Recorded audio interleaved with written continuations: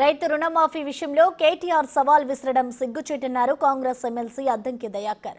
ఒక్క సంవత్సరంలోనే 21,000 కోట్లు రైతులకు ఇవ్వడాన్ని జీర్ణించుకోలేక కేటీఆర్ మాట్లాడుతున్నారని మండిపడ్డారు. సభల్లో ఇష్టారాజ్యంగా అబద్ధాలు చెప్పి ప్రజల్ని మభ్యపెట్టాలని చూడ్డాన్ని ఎవరూ హర్షించరన్నారు. రైతు రుణమాఫీ విషయంలో కేటీఆర్ సవాలు విసరడం అనేది నిజంగా సిగ్గుచేటు. 9 సంవత్సరాల కాలంలో 1,00,000 లోపు రుణమాఫీ మీరు చెయ్యలేకపోగా ఉన్న పలంగా ఎన్నికలు వస్తున్నాయని కేంద్ర ప్రభుత్వాన్ని బతికిలాడుకొని ఆర్బీఐతోని మీరు చేసిన రుణమాఫీ 1,00,000 లోపు రుణమాఫీ 100% అయి ఉంటే మేము 2023లో చేసిన రుణమాఫీ 9,000 కోట్ల పైచిలకు 1,00,000 లోపే ఎట్లా ఉంటేవో ఆలోచించాలి కేటీఆర్. మీరు రుణమాఫీ గురించి మాట్లాడుతున్నారు. ఇలా రుణమాఫీకి 21,000 కోట్లు ఈ ప్రభుత్వం వెచ్చించింది. 10,000 కోట్ల పైచిలకు గతంలో మీరిచ్చిన హామీ రైతు బంధుకు సంబంధించి చెల్లించింది.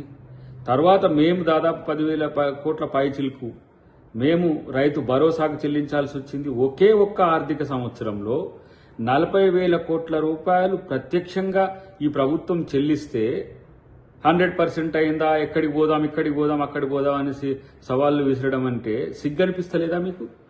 ఒక్క సంవత్సరంలో 21,000 కోట్లు మేము పంజాబ్ రైతులకో, కర్ణాటక రైతులకో, మహారాష్ట్ర రైతులకో కాంగ్రెస్ ప్రభుత్వం చెల్లించలే. తెలంగాణ రైతుల యొక్క కష్టాలను చూసి ఈరోజు రేవంత్ రెడ్డి గారు ఒక రైతు బిడ్డగా చేసిన దాన్ని జీర్ణించుకోలేక రైతు సమాజం నుంచి వ్యతిరేకత రావడానికి నువ్వు చేస్తున్న ప్రయత్నం చూసి నీకన్నా సిగ్గనిపించాలి. వస్తున్నాం, మేము కూడా వస్తున్నాం. మీ లెక్కలు ఎక్కాలు తేల్చే ప్రయత్నం భవిష్యత్తులో చేస్తాం. రాష్ట్రాన్ని ఆర్థిక విధ్వంసం వైపు నెట్టి 7 లక్షల కోట్ల రూపాయల అప్పుల పాలు చేసి రైతు సమాజాన్ని డిఫెన్స్లోకి నెట్టి రైతు ఒడ్లు రోడ్ల మీద పోసుకొని మొలకెత్తేదాకా వెయిట్ చేసే పరిస్థితి వచ్చిన కాలం మీ కాలం.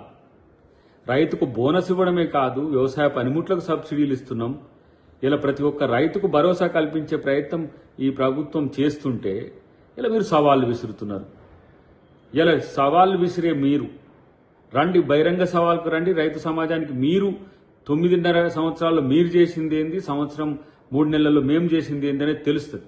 కాబట్టి ఇష్టానుసారంగా ఏదో అబద్ధాలు చెప్పి సభల్లో ప్రజల్ని మభ్యపెట్టడానికి ఉన్న సమయం టీఆర్పీ పెంచుకోవడానికి చేసే ప్రయత్నాన్ని ఎవరు హర్షించరు.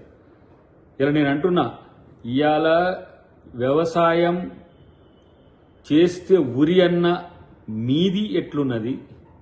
ఇలా వ్యవసాయం చెయ్యండి అని చెప్పి మేము భరోసాగా ఇచ్చి రైతు గర్జన పేరు మీద వరంగల్లో చేసిన గర్జన, రాహుల్ గాంధీ గారు ఇచ్చిన హామీ 2 లక్షల రుణమాఫీతో పాటు రేపు రైతు సమాజాన్ని ఆదుకునే ప్రభుత్వం కాంగ్రెస్ ప్రభుత్వం.